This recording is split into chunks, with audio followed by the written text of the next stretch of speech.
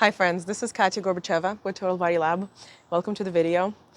While we're here, if you hit a like and help me with the engagement, that would be awesome. If you want to write a comment, I would appreciate it. It's a small channel, yet we hit 500 subs recently, so thank you so much for that. Would not have been able to do it without you. If you're not subscribed, please do that. It really helps. The majority of people who watch this are not subscribed, which makes me sad.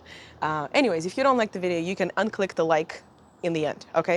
So today we're going to be talking about more sustainable messages about our own looks, our own bodies to self. I have struggled with body dysmorphia for the majority of my life, and I feel like only recently it has gotten better. And it's really interesting. It was like a mix of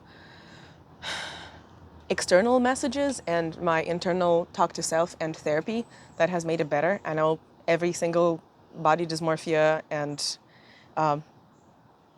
body perception journey is different, right? So I'm just going to share mine. I'm not a doctor, I'm not a therapist, but I do hope you find some experience of myself and my clients helpful and relatable.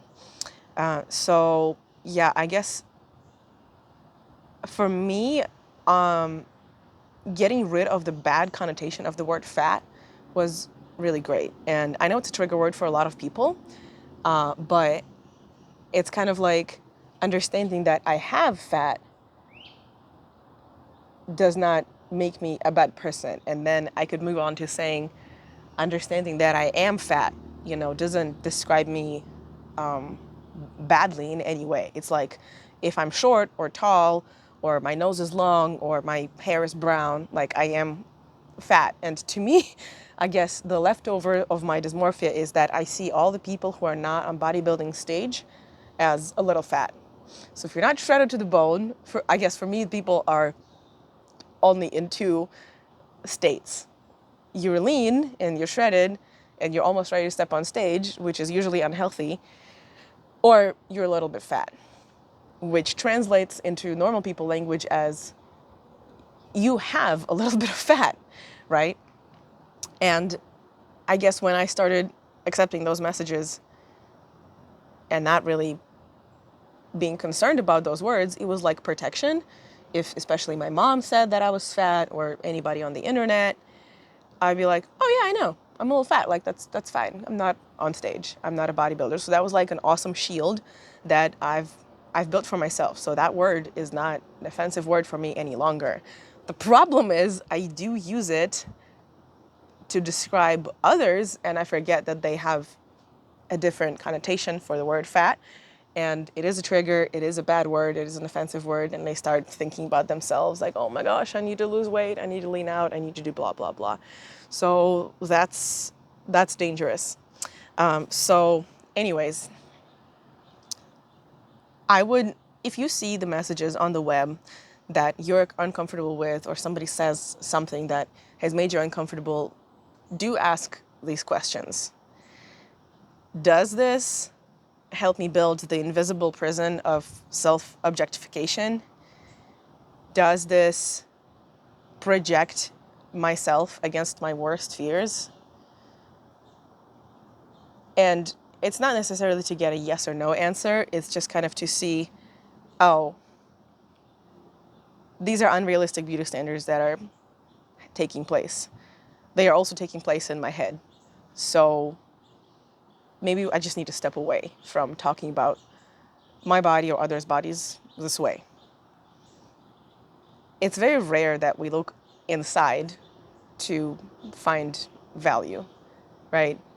On all the dating apps, on all the websites, it's, you don't swipe left or right based on a person's smarts or accomplishments. You need to read about that later, and it's still not super, I guess it's subjective. It's not super objective, right? But the images we see everywhere, which is kind of sad. Like, I'm a visual person, but I'm also a kinesthetic person, and it's more important for me to like hear and feel and think and use other senses rather than just my eyes to figure out if something is worth doing, worth having in my life. So I guess it has helped to decrease the importance of seeing my own looks in the mirror a lot. Tape is not a measurement of health. The lights in the pictures can be very different. That can also be subjective. But my performance in the gym is more objective. My blood work, very objective measurement of health and how I'm doing. I also really like to see everybody and myself as a during. The fitness industry really likes before and afters, and I do post them, and the clients love them if they have progressed, seeing like, oh, you've moved from, I don't know, a size 12 to size 8, congratulations. Yeah, I mean, that sells, and we're all playing the same game, so we like have to do it, but there's no after, really. There's a during. It's still a during. There is a before, there is a will be, but we always exist in a during. And if we don't make friends with how we are in this during, then it's not going to be a happy existence. Like the majority of my life, I was definitely striving for an after. That's for sure. And I feel like I finally accept myself as a just work in progress. You know, I can have a good day or I can have a bad day. But I realized that being imperfect over a long period of time is much better than being perfect for like a super short period of time and then just throwing the towel and being miserable over the longer period of time. You know, we had a client's call yesterday, and one of the girls said that, and she said that regarding to her powerlifting meet, which she did and she won. She's the best female lifter and she won her weight category, so that was awesome. And her prep did not go according to plan. She had so much work and she had some travel, so we did our best. And I still think that she did amazing. I don't think she would have done too much better if everything was perfect, if she had a little more sleep, a little more structure. Like honestly, life happens, and the fact that she still stuck through with the training and competed with her imperfect training and imperfect life, she got a pretty awesome result. So, yeah. I want to ask you, what messages do you send to yourself now? If you journal, if you just do any self-talking that are fruitful and productive, and what do you want to stop saying? Or what do you used to say that you just don't even get anymore?